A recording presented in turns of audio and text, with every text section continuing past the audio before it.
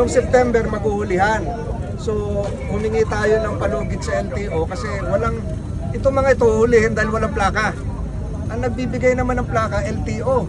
Nung binili yung motor, kasama na dapat yung plaka. So yung backlog ng LTO, 1.9 million o mahigit and still growing, walang kasalanan ng mga riders. Ang may kasalanan LTO. So napa-extend natin hanggang December 31 dahil nangako ang LTO, December 31 wala nang backlog.